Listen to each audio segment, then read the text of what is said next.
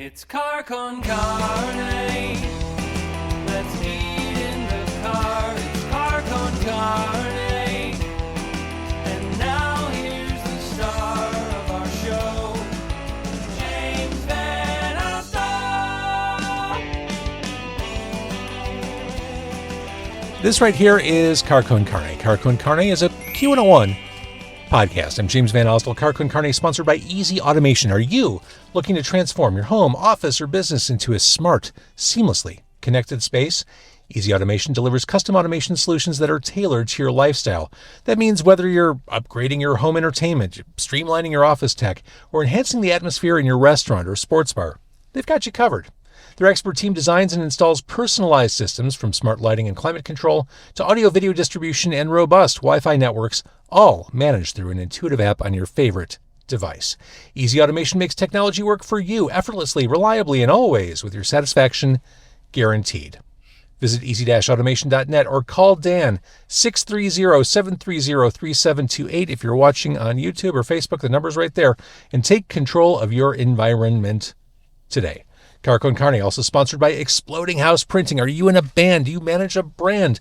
This is the guy you need to know. Exploding House can help with all of your screen printing, embroidery, and other merch needs. They're truly local. I mean, I'm in Lincoln Park right now. They're just maybe 15 minutes from here over in the Hermosa neighborhood, and they focus on small businesses, bands, brands, all points in between. They've worked on products from Meatwave, The Empty Bottle, The Music Box, Dante's Pizzeria, Devin K and the Solutions, The Brokedowns, so many others, and you can see the list. Count them as references. Go look at the reference list, explodinghouseprinting.com. Check that out. Jonathan knows what he's doing. Jonathan, the guy behind Exploding House, he's been doing this for decades. How many jobs have you had for decades? Jonathan's been doing this for decades. He knows what he's doing. Besides technical expertise, he delivers production efficiency and cost awareness to deliver boutique print shop quality at much lower large print shop prices. Check them out on Instagram, see their work at Exploding House, or go to their website or just email info@explodinghouseprinting.com to get a quote. As I mentioned, we are in Lincoln Park. We are on Armitage, just on a beautiful, not quite fall, but almost there night. And I'm joined by the titular Jacob of indie soul band Jacob on the Moon, who just put out their EP, The Gemini Club. It's a concept release to some extent about traveling to a disco club on the dark side of the moon. Jake, lovely to see you. Yeah, likewise, James. I say this a lot. I find myself saying this so often.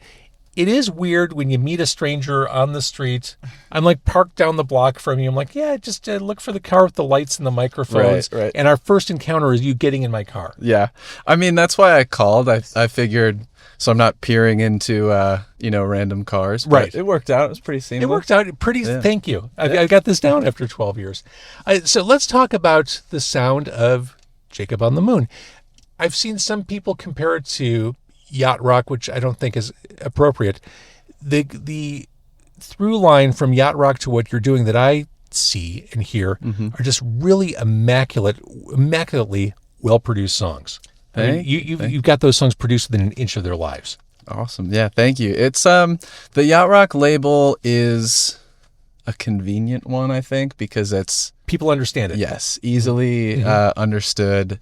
A few friends and I made a joke about calling it Nü-yacht, like N-U-yacht. With the umlaut over there. Yeah, with the umlaut. Just, I don't know. I think it has some of that sensibility, maybe in like the musicianship, especially live.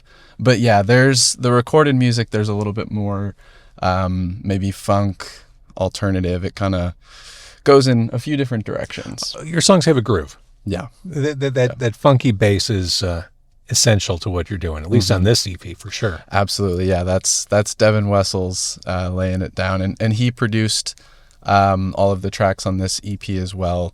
So yeah, I'll credit to him there. Devin from Bridget Calls Me Baby. How does he have time to work with you? Just when they're not on the road. Yeah, it's been cool to see that band do really well and still be able to play take with off. Devin. And, yeah, absolutely, deservedly so. You mentioned the live show. How much do these songs evolve from playing them live to studio and vice versa? Yeah, they totally do. I think most of it at this point, like everything I've released up until this point, has started mainly with me, with my ideas kind of in my various bedroom studios over the years. But yeah, when we do them live, I think the guys really bring, their own kind of flair to everything. It gets, I would say, elevated. Are they super deferential as they expand on your stuff, or do they? I mean, yeah, like it takes them, the shortest amount of time to learn the new ideas. And so that just becomes like, that process is so quick. And then I think I'm also pretty open-minded about what they're bringing to the songs. Like they play in so many bands and understand everything enough to where they'll play what's right for the songs. So yeah, I think it has been a really good kind of setup for, here's my idea, this is what it is at the core. And so, I know you'll respect that and then bring your own piece of it to the table as well. So yeah, it's been great getting to play with those guys. Yeah. And thinking again of the sounds and textures of Jacob on the Moon, I like the fact that you kind of are genre agnostic. Like you could fit on any number of bills and be appropriate. Yeah, well, I appreciate that. I mean, it is, I think, a good thing at times, to be versatile. It is also a challenge to like quickly and succinctly say, oh, this is what we make. Right. Everyone, we played at the dock at Montrose Beach this past summer. We had like a residency there. And so, sometimes people would come up before the show and they'd be like, oh, what kind of music is it? And like for the longest time, I didn't really know what to say, like in a quick exchange like that. But I kind of just say like pop rock, like it's, yeah, I don't know. I'm actually curious. Yeah. Honestly, you talked about it a little bit. I think you said it. I think from this point forward, you should be Nü-yacht.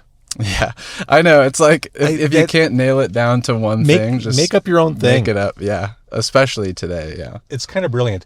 So you are Jake Dineen. Yes. Jacob on the Moon is the band. Mm-hmm. Persona? How much of Jake is in Jacob? Yeah, it's actually, I think part of the reason why the name is what it is because I don't really go by Jacob. Not many people in my life do call me that. So it felt like its kind of own thing to use the name Jacob. And then the on the moon part is just, I had a period in my life when I was really obsessed with space and really inspired by, different books and movies and stuff like that. I hope you're not past that period. No. Okay. But just when it was like, particularly like formative years. Yeah. Yeah. So yeah, it just felt like enough of its own kind of separate thing. And yeah, I mean, a persona is tough to, lean into that fully because there's always going to be, this is some of me and my music, but it's like Jake Dineen is Clark Kent and Jacob on the Moon is Superman. Yeah, that's not bad. It's kind of sci-fi adjacent. Yeah, totally. Just trying to play along. Yeah. So the Gemini Club is this wonderful new EP, starting with Long Flight, and the long flight that is being immortalized in song. It's about the long flight to the moon. Correct. Yeah, that's the one. Did the songs just happen organically, or did you say, I'm going to sit down, I'm going to write, a handful of songs about a trip to the moon and a disco there? Mm-hmm.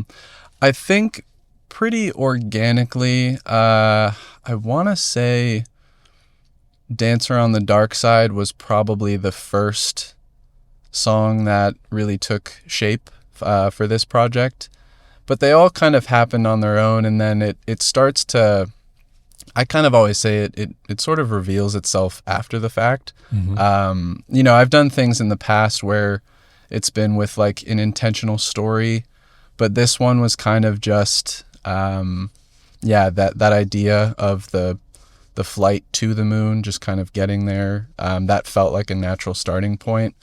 But I had been kind of, playing with the different ideas of the music of the other tracks before that. And you mentioned Dancer on the Dark Side. the Silver Surfer was inspiration? A little bit, like for the imagery of the actual dancer. So, if we're thinking about the the club on the moon, someone that, kind of has that metallic look, futuristic kind of android. So are we talking like sort of vibe? the Alex Ross reflective Silver Surfer, or are we talking the old school Jack Kirby Silver Surfer? Oh, I don't know if I know the specific We should hang out more difference. then. I mean, Clearly we should hang out more. I want to. I've looked up, where is the best starting point for the Silver Surfer? The best starting point comic? is the late 40s of 40 numbered issues of the Fantastic Four, Stan Lee, Jack Kirby. That's the starting point. Okay. That's where all those concepts were introduced, Galactus, the whole thing. And pretty easy to Oh, yeah. get your hands on one. Oh, yeah. And super nerd. Well, I mean, pretty easy to get your hands on reprints. Yeah. Not like a original. You'd have to play a lot of gigs Right. to buy those Too books. many. Yeah, in their original form, Yeah. for sure. Back to Long Flight. Mm-hmm. Again, we talked about the bass. Like, this is such a great... I say this all the time. I'm a fan of sequencing on albums and EPs. Like, that seems like the appropriate song to open with. Yeah, I do think I spend a fair amount of time on sequencing, especially for projects, but even like live sets too. Like we've had to do a lot of that these past 2 summers, just playing. We played every Wednesday night. So yeah, I think that's always at the top of my mind. And because you're creating an experience. You're bringing people into your world. It has to totally mean something from start to finish. Yeah, and the intro does matter. Like grabbing people's attention. 100%. It is important. Swimming in Your World, it seems like there's a lot going on musically on this one. Is that a violin I hear? Not Synth? a violin. That what you're probably picking out is guitar. Really? So there's a few different guitars. So I'm playing acoustic, like chords and lead stuff, and then Dylan Barnett, who plays guitar with us, he's doing. I forget what the pedal is that he uses, but it gets pretty crazy and washed out, and so there's a lot of that added texture on top of it. But do you mean like maybe the lead riff that's kind of in between? Yeah. Yeah. And as far as the And a different- saxophone. There's a saxophone on there. as far as the different guitar sounds go, there's that lead at the end, that lead guitar that sounds like almost alien and subversive. Yes. Like it seems like it's at odds with everything else that came before it. So that is that effect that I was talking about that Dylan has, but it's actually 3 tracks of that guitar, and they're all reversed. Oh. So that's why it's pretty out there. Yeah. Lots of time in the bedroom studio has led to this kind of trickery. Totally. Yeah. I mean, I was like, because, we did this thing where whenever we're recording, I just like to get a bunch of takes just of, like, let's mess around on this one. And so sometimes you end up with enough where you can just throw it all on the track, and that's what happened there. So. And now the title track, the Gemini Club, this is the Get 'Em on the Floor song. Yeah. This is the one this to is the dance funk, to. this is the groove, this is the whole thing. Absolutely. Yeah, that one, I think we kind of knew, especially after, so I had the pretty rough demo done, and then once Devin added his stuff to it, like playing the bass and everything, it was just like, oh, this is great. This is going to be super fun live. Oh my God. So we've had a great time with that one. And I would say that people have probably responded to that one the most, which is a good feeling, when it's just some validation, I'd say. I mean, and it's cheap to draw comparisons to other music that's been created, but like I'm hearing the Tum Tum Club and Chic on this. Yeah, I think for me, the kind of direct inspiration for this was Shalimar. Nice. I don't really even remember when we started really getting into them, but yeah, there's a handful of songs, obviously like A Night to Remember, and then I'm blanking on the other one. But anyway, I'll think of it. But yeah, Shalimar I think is the direct inspiration there. So it was cool to see something like, the Jacob on the Moon version of that come out. I love it. And then race cars perhaps more subdued. I think the percussion really stands out on this one. Yes. Yeah, that's Julian Merluzzi on percussion. He's also a drummer and he plays with a bunch of different groups. But yeah, percussion has been like, you know, I would say a pretty important element of the kind of Jacob on the Moon sound. And yeah, I mean, I would say with this like beat, the whole rhythm of the song in particular is pretty distinct from the others. But then it does kind of get into that groovier section at the end, and that's been fun to do live as well. Sometimes we'll throw in a drum break kind of in between those two parts. So yeah, I grew up playing drums, so I think that's where the emphasis on That makes sense. Percussion and rhythm comes from. So when things are starting at ground zero with you writing, is it starting with lyrics, or are you hearing melodies in your head?